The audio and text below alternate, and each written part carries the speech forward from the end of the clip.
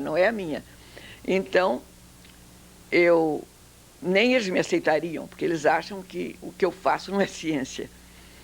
Mas eu criei, então, o serviço SOI e fazia orientação dos estudantes, readaptação, porque muitos ficaram, dona Mariana, não é isso que eu quero, não é esse curso que eu quero, o que é que eu faço? Então eu era muito procurada pelos jovens para orientação do estudo e de readaptação a outros cursos. E fiquei na universidade até 65. Mas em princípios de 65, depois do golpe militar, eu não aguentei. Todos os professores foram embora, como você sabe. E eu também pedi para voltar para o meu ministério. Até o reitor, na época, pessoalmente, eu não tenho queixa nenhuma dele, pessoalmente, o Zeferino, né? Zeferino Vaz, ele até não queria que eu saísse. Mas eu insisti, tanto que o ofício que ele me devolveu, ele insiste nisso, a pedido, tal, faz-me elogios e diz que a pedido ele me devolvia. Para onde é que eu ia em Brasília? Fui para o Ministério da Justiça, onde eu não tinha função ali, porque no Ministério da Justiça nem há psicólogo, não há serviço nenhum de psicologia. Mas o presidente do Conselho Penitenciário soube que eu estava lá, que o Conselho Penitenciário é subordinado ao Ministério da Justiça, né? E me convidou para ir para o Conselho como psicóloga, onde eu fiquei um ano no Conselho, fazendo provas de personalidade justamente nos detentos, nos condenados que pediam indulto ou liberdade condicional. Então era preciso uma avaliação, ver se eles podiam ou não ser indultados ou ficar em liberdade condicional. E fiquei um ano, mais ou menos, no Conselho, uma equipe muito simpática, gostei muito do trabalho no Conselho. Trabalho doloroso de ver, coitadinhos dos condenados, mas eu já tinha trabalhado muito com delinquentes jovens, né, no Serviço de Assistência a Menores. Fiquei um ano no Conselho Penitenciário. Depois, eu tinha direito a uma licença-prêmio, porque eu era uma velha funcionária, né?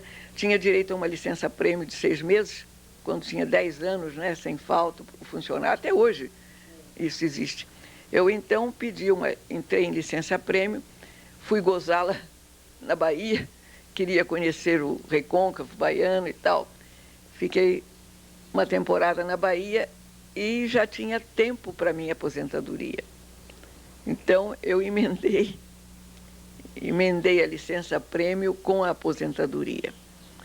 E como aposentada, eu tenho viajado, né, ido a congressos no exterior e também continuado a trabalhar. Eu não parei, né, em clínica, né, de orientação profissional principalmente. Dou aulas de certas provas de personalidade que eles não têm ocasião de aprender na faculdade. Dou aulas de Rorschach, dou aulas do psicodiagnóstico miocinético de Mira, enfim. Isso é o que eu ainda faço, embora que a clínica agora eu estou parando. Isso é, em resumo, o que eu tenho feito em Brasília, né? Participado de congressos, de grupos, né? Sou membro de várias associações de classe, enfim, participo.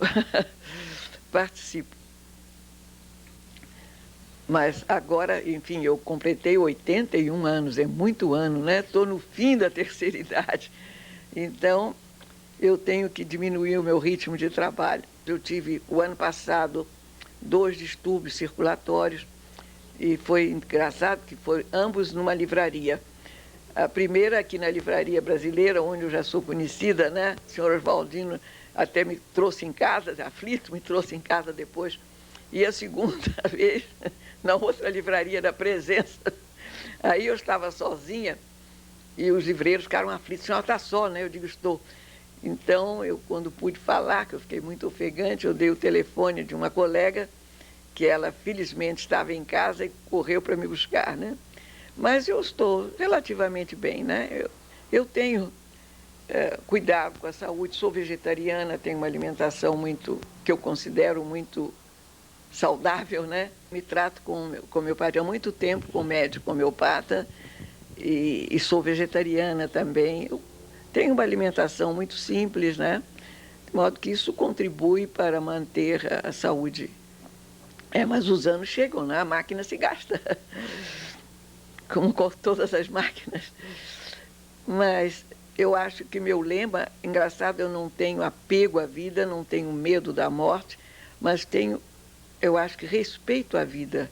Nós não sabemos que estamos aqui, então eu acho que o nosso dever é cuidar bem da nossa máquina. É uma questão de, enfim, de ponto de vista, né? Eu li há muitos anos a biografia do Albert Schweitzer, aquele famoso médico que foi para a África cuidar de leprosos, né? Que era um grande músico, foi considerado o maior organista da sua geração, um grande talento, e era pastor protestante. Mas Albert Schweitzer foi, na sua época, o que hoje são os padres da teologia da libertação. E foi proibido de pregar, achavam que ele... Enfim, ele não se conformando em não ser mais o pastor que era e o pregador que era, ele resolveu estudar medicina. Isso já homem feito, né? Então, formado em medicina já com 36 anos, e a esposa então estudou enfermagem, e depois foram para a África, onde morreram, né? Onde viveram. Albert Schweitzer tem uma biografia muito bonita. E nessa biografia, o lema de Albert Schweitzer era respeito à vida. Ele não matava nenhuma formiga, ele não deixava matar. Eu acho que ele tem razão. Uma das razões que eu sou vegetariana também é que eu tomei verdadeiro horror à carne, sabe, que eu não gosto nem de ver. Nós temos um gatinho aqui. E o gatinho não tem culpa de ser felino, né? Então, nós temos que comprar carne para o gatinho. Minha empregada também não tem obrigação de ser vegetariana por minha causa. Mas eu não gosto nem de ver a carne, engraçado. Eu gosto muito dos bichos vivos, mas não dos bichos mortos. Eu nasci em 8 de abril de 1909. Portanto, fiz agora, neste mês, 81 anos. Na data em que nasceu o meu avô. Eu sou neta de Ângelo Agostini, pai da minha mãe. E isso me dá...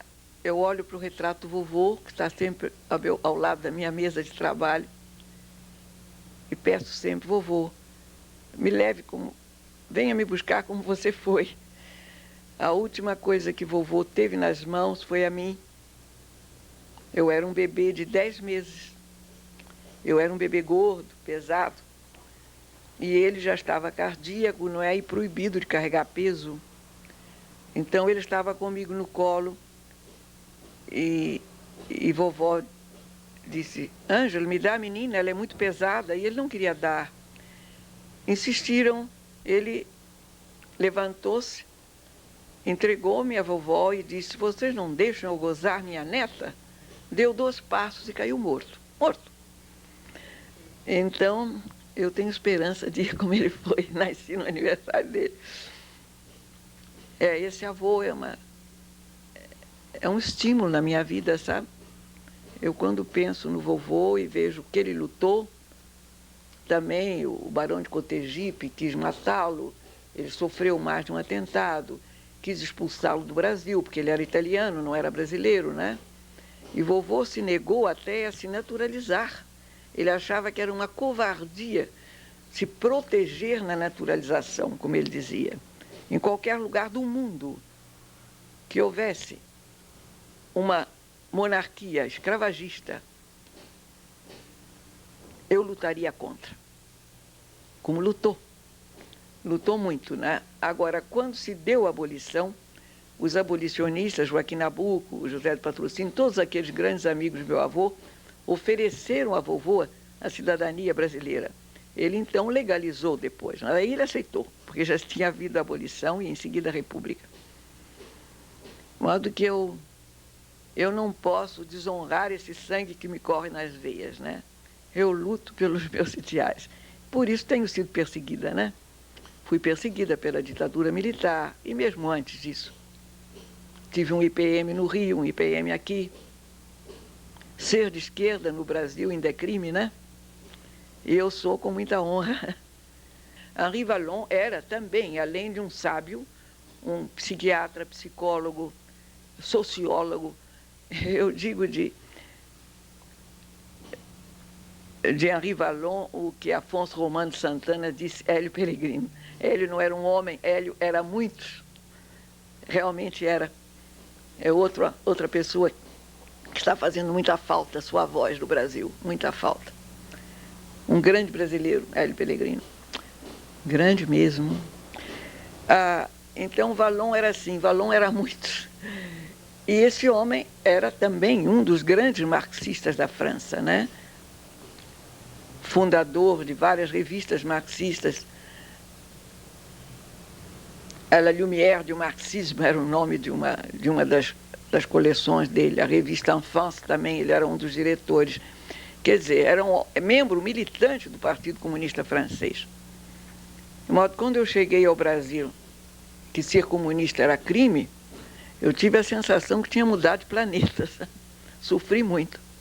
Na França, Marcel Proudhon, o grande biólogo, membro militante do Partido Comunista Francês, os poetas Paul Éluard, Aragon, membros militantes do Partido Comunista Francês. Então eu estava cercada desses elementos, né? Chegar no Brasil, ficar como criminosa, não foi fácil, sabe, Jeff?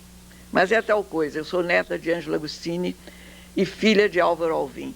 Meu pai, como estudante de medicina, era noivo já de minha mãe. Casou-se logo que se formou. E tinha grande admiração por aquele homem que ia ser seu sogro, como foi, né? Então, meu pai e o seu colega, que tantos anos depois veio a ser meu padrinho, o Alcino Guanabara, que era amicíssimo de meu pai, amigo-irmão, como eles se chamavam, né? Amigo-irmão. Alcino Guanabara e meu pai ficaram muito perseguidos na Faculdade de Medicina, porque eram os republicanos e eram os subversivos da época na Faculdade de Medicina, no Rio de Janeiro, né? E quando eles já estavam no 5º ano, começou aquele zum, que eles iam ser expulsos. Meu pai, que não se conformava de não ser médico, pediu transferência para a Bahia, que era a única faculdade de medicina. Aliás, acho que foi a primeira do Brasil, né? Em Salvador. Papai fez o 5º ano na Bahia e quis levar o amigo. Mas meu padrinho, o Alcino Guanabara, disse, não, isso é boato, isso é boato. Não quis ir e foi expulso. Foi expulso e mandado para Fernando de Noronha. De modo que ele só fez a medicina até o 5º ano. Mas ele foi um homem político, né? Foi um grande senador, também se preocupou muito com o problema da infância abandonada. Foi também um jornalista e um político de grande valor. Chegou a ser senador e tal. Imagina, eu que sou a caçula, ele ainda veio a ser meu padrinho. Ver essa amizade com meu pai foi... Bom, de modo que o meu pai também, na família da minha mãe, nunca houve um escravo, porque era considerado uma ignomínia, né? Então eu fui criada numa família em que o preconceito foi sempre uma coisa hedionda, o preconceito de classe ou de raça, né? Nunca existiu na minha família, nunca existiu mesmo. E eu tenho ainda, para fortalecer esse meu sentimento de amor enfim, todos os seres, sejam pretos, brancos ou amarelos, eu tive uma mãe preta maravilhosa. Ninguém mais do que eu deve à raça negra. Minha mãe preta é o meu anjo da guarda, sabe? É uma coisa maravilhosa mesmo. Eu tive uma mãe extraordinária. O que eu devo à minha mãe preta não há palavras para dizer. Eu acho que foi a criatura que mais me amou na vida. Eu nunca recebi dela uma palavra áspera sequer. Eu não fui uma criança levada, não fui uma criança difícil, mas quando eu fazia qualquer coisa que não estava, enfim, que eu não deveria fazer, ela olhava para mim com uma ternura imensa e dizia: "Ó, minha russa." Isso era o máximo da zanga, porque chamavam os louros de russo, eu era muito loura, né? Chamavam os louros de russo, porque o russo não é russo nacionalidade, é russo cor, né?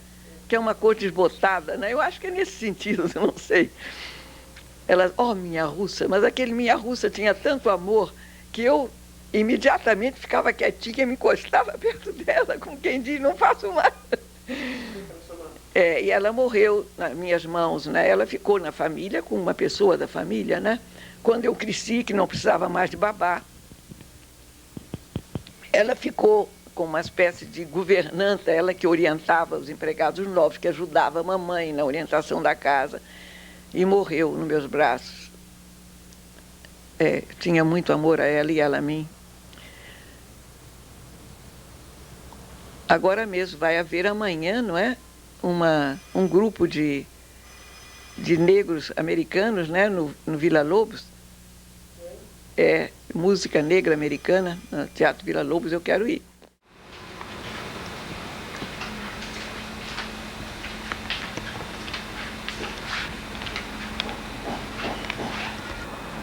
Você não acha que está bonito? Eu acho. O Mário, esse colega que eu digo a você, que fez aquele arranjo agora de madeira, daquele tronco ali, não está bonito?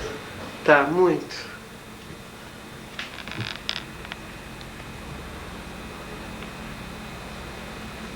Se você não dissesse isso, eu me covardia sua.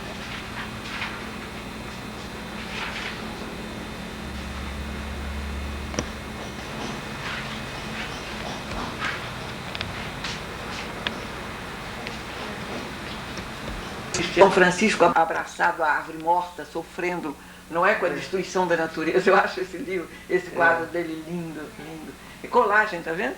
Feito com carta de ar. Ele tem muito talento, o Gilberto. Agora vem cá, vem ver o retrato dos meus queridos.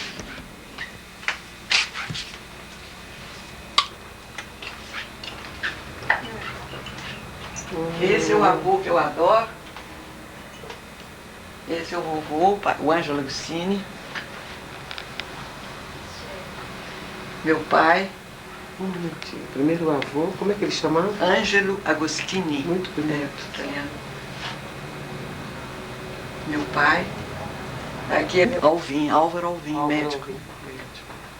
Papai foi o introdutor da radioterapia no Brasil, meu bem. Foi papai que introduziu o raio-x e o rádio no Brasil.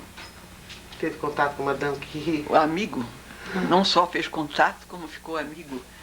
Eu sou muito amigo. Quando Madame Curie veio ao Brasil, ela desembarcou, quero ver Alvim. Que coisa. Amicíssimo de papai.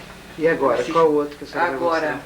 E ela foi médica de papai. Ela tratou, quando papai se expôs muito durante a Primeira Guerra Mundial, se expôs muito e ficou com as mãos em chagas, né? Assim que acabou a guerra, ele foi com mamãe para a Europa, na esperança de ficar bom com rádio.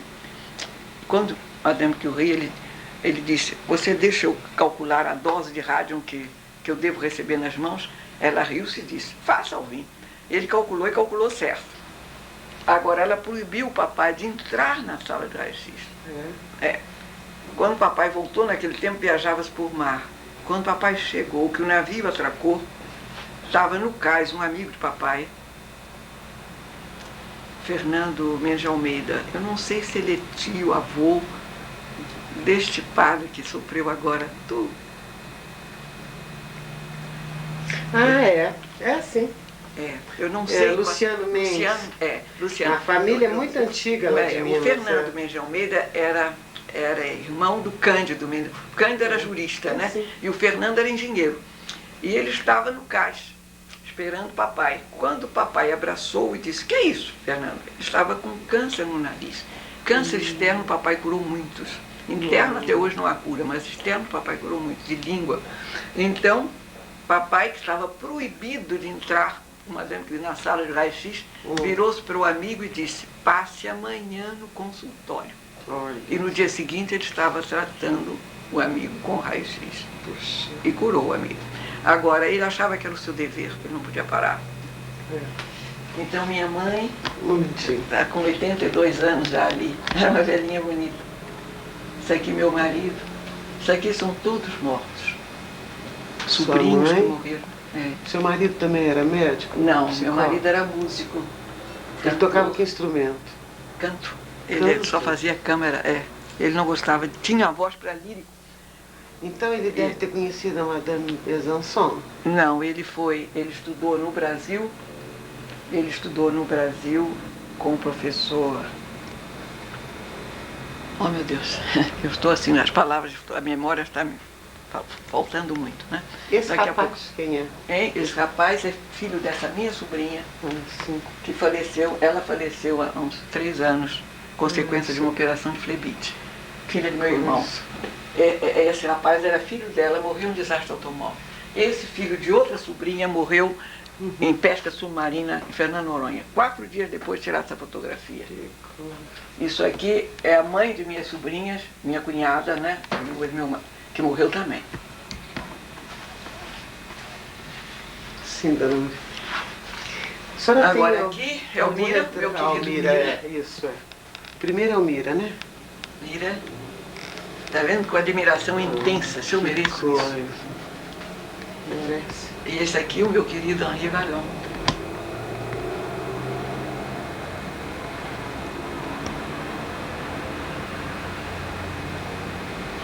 Professor Miri Lopes. Eu tenho muitos livros dele.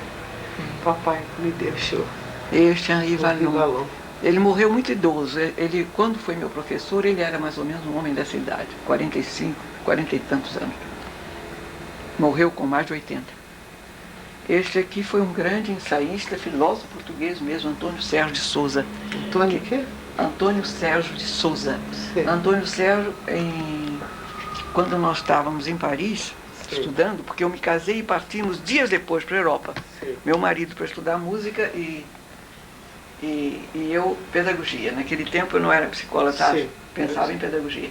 E Antônio Sérgio era exilado, político de Salazar. Sim.